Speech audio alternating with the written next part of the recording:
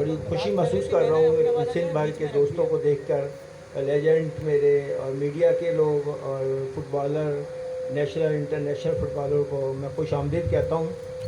और हमारा एक ही मकसद है कि फीफा हाउस खाली कराया जाए।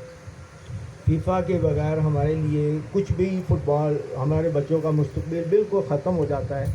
तो हमारा एक ही मकसद है यहाँ पे फुटबॉल को चलाने के लिए।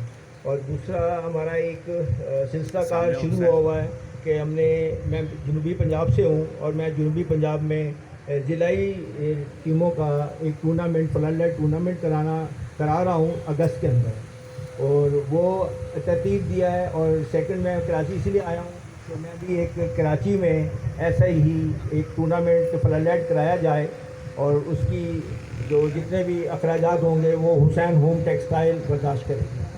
और मैं दूसरा नासिर भाई को भी, आजम खान जिन्होंने बहुत लंबी सर्विस दी सिंध को, सिंध की फ़ुटबॉल को एज ए सेक्रेटरी जनरल और प्रेसिडेंट हैदराबाद, मैं उनसे गुजारिश करूंगा कि वो भी अपने कलमात जो है वो अपना ऑब्जेक्टिव्स और अपने आगे के मकसद बयान करें। बिस्मिल्लाहिर्रहमानिर्रहीम। आज सबसे पहले तो खुशी की बात यह है कि आबिद बद्दी भाई जो हमारे सीनियर भी हैं, क्योंकि ये बाबडा मुल्तान से भी खेलते रहे और इंटरनेशनल खिलाड़ी भी हैं, मैं इनको यहाँ पे आने पे दिल की गहराइयों से खुशामदीद भी कहता हूँ। और आज जो ये अलम उठा के आए हैं, ये फुटबॉल के लिए ही आए हैं।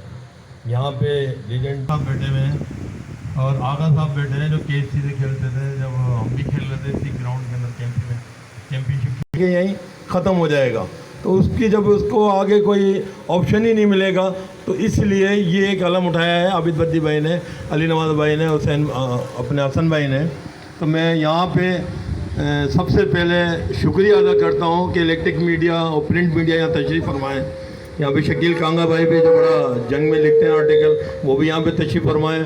तो मैं इन सब को दिल की गहराई से खुशामदीद कहता हूँ। और फुटबॉल के लिए मुजाहरा किया जाएगा, जिसमें यहाँ पे जो थोड़ी बहुत कसर बाकी है उसमें किए जाएंगे इंशाअल्लाह हैदराबाद के अंदर। तो मैं यहाँ पे फुटबॉल